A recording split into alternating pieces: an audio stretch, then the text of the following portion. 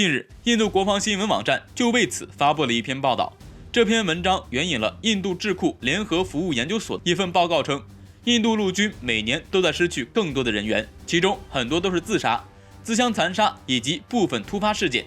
平均下来，每3天就会有1位士兵被杀或者自杀。印度陆军长期处在复杂的环境，是自杀率年年上涨的一个主要原因之一，并且这还会导致印度陆军每年在自杀等事件上损失的人员多于每年在反恐之类的活动中损失的人员。陆军作为印度军队中最底层的军队，从招募上就不曾有其他军种一样的严苛划分，所以这也是印度划级别最严重的地方。时不时就能听见不少关于士兵被欺压，并且记恨在心，直接开枪击杀长官的事，更有时不时增加的各种压力管理以及各种超出负担的训练。像是上个月，美国国际学院就这件事也表达了看法，认为目前印度军队内几乎有1半以上的人来承受了巨大的压力，以至于他们选择自杀来结束自己的生命。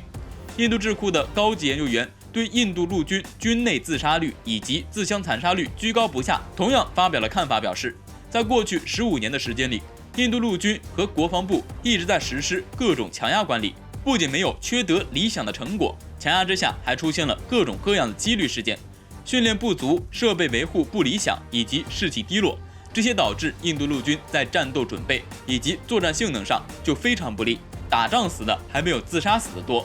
另外，目前印度陆军军官组成中还有相当数量的领导自身素质不过关，训练士兵时却加以强大的负荷，资源还从来不能公平分配，甚至时常出现住宿不足、不予请假的问题。这些问题都时常导致印度军内部出现混乱。比如在2020年的时候，一位士兵在执勤时直接开枪击杀自己的上官，还有一次一位士兵和上级发生冲突，开枪射杀长官后再自杀。甚至在拉达克地区刚下雪时，印度士兵自己传到互联网上的一位冻死的士兵视频等等这些事件，再结合印度智库的结论，就想问问，印度自己军队都这么乱的时候，这两面开花的仗还要怎么打？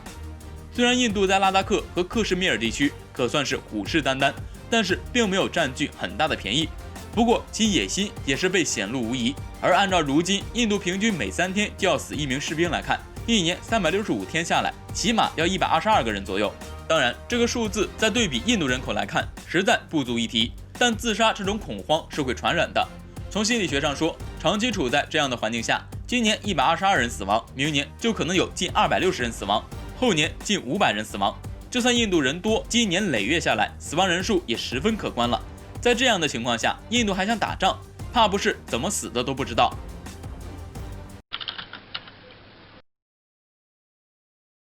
近日，美国福布斯网站发布了一则报道，其中就对美国近些年海军造船表示了看法，认为美国海军在2010年到2020年之间造的所有船基本上都可以称为破船，不仅毫无意义，更是造了个寂寞，海军作战时根本无法使用。报道显示，就目前已经造出来的船来说，不是从根子上就有诸多缺陷，就是最后花费超出美国的承受能力，表示造不起只能遗憾告终。再不然就是造出来后基本没有办法用来作战，只能摆着好看。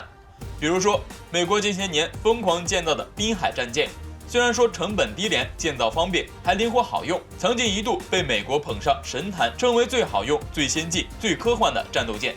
甚至在20年之间花费足300亿美元只为建造滨海战斗舰。但是谁知道最后竟然只建造了35艘，这是什么概念？一艘战斗舰的花费都超过8.5亿美元。当然，钱花得多不算什么更要命的事。20年不到，美国就要让这些舰开始慢慢退役，这不是建了个寂寞是什么？想想，美国这机引以为傲的 F-22战斗机，一架近2亿美元就直接承受下主要停产。虽然两个种类不一样，但是这样比较一下，美国确实有点不大正常。值得一提的是，这艘滨海战舰为什么会花费这么多资金？主要是美国在上面建造了不少的先进设计。但是即使有着相当多的先进技术，但是组合在一起的时候并不能很好的融合，所以最后只能时不时就要出点问题，导致最后只能废弃。还有那艘已经服役快4-5年的朱姆沃尔特级驱逐舰，同样在设计上那时搞得相当先进，各种科幻设计信手拈来，结果最后钱花多了，武器造不出来了，只好2个分开建造，船身先服役，武器再慢慢磨。在2020年的时候，这艘朱姆沃尔特级驱逐舰试射舰载火炮，可把美国给激动坏了。当时众多美国媒体开始高唱赞歌，搞得十分了不得。但是想想，都服役4-5年了，才开始试射舰载火炮，那等正式开始安装服役，不是要再等个3-4年？这个时候，朱姆沃尔特级驱逐舰那不就快服役10年了？不是火炮刚好就要面临快退役的尴尬境地吗？有意思的是，这次美国贬低自己不算，顺便黑了一下中国，表示中国这些年之所以能发展这么顺利，能反超美国，主要是美国建太多破船，给了中国机会。不得不说，美国还正是什么都要扯一把中国，自己建造舰船的时候心太野，导致最后啥都没捞着，还能怪中国发展太快，甚至还自己给自己一个台阶下。只能说美国的脑回路，一般正常人是难以理解的。最后，中国这些年的发展确实要谢谢美国，如果不是美国过于自大，自己浪费时间，中国才可以拥有更多的时间来发展自己，得以在更多的领域超越美国。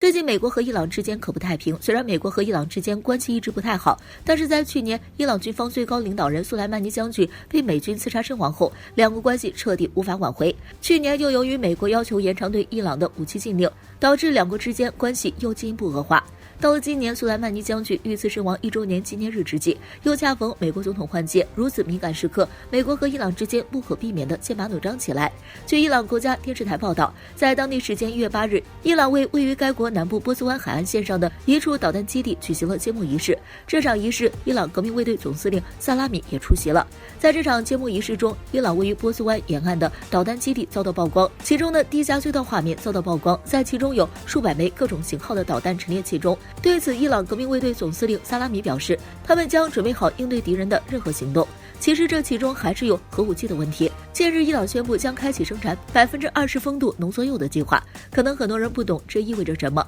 根据国际原子能机构的规定，民用级浓缩铀的丰度最高为20%，而只有武器级的浓缩铀的丰度才需要达到90%。但是有一个关键的点就是，如果能够生产出20%丰度的浓缩铀，那么想要生产出90%丰度的浓缩铀，将几乎没有任何技术障碍。这也就意味着，一旦伊朗的这个计划生产20%丰度浓缩铀的计划完成，那么他们就将拥有生产出核武器的能力。而美国为什么要对伊朗实施制裁？很大一部分原因就是担心伊朗生产出核武器，但是现在伊朗又开始了。但是这一切都是在美国之前单方面退出伊核协议之后发生的，但美国此时却又步步紧逼，伊朗不得不做好随时开战的准备。从报道中可以看到，这个位于霍尔姆兹海峡附近的地下隧道中的导弹基地里，在那长长的隧道里有着数百枚各型导弹都陈列在地上，或者已经装载在卡车上整装待发。萨拉米表示，这个基地是伊朗革命卫队存放起来海军战略导弹的几处设施之一，而在这其中不仅有各类型导弹，还有导弹发射系统。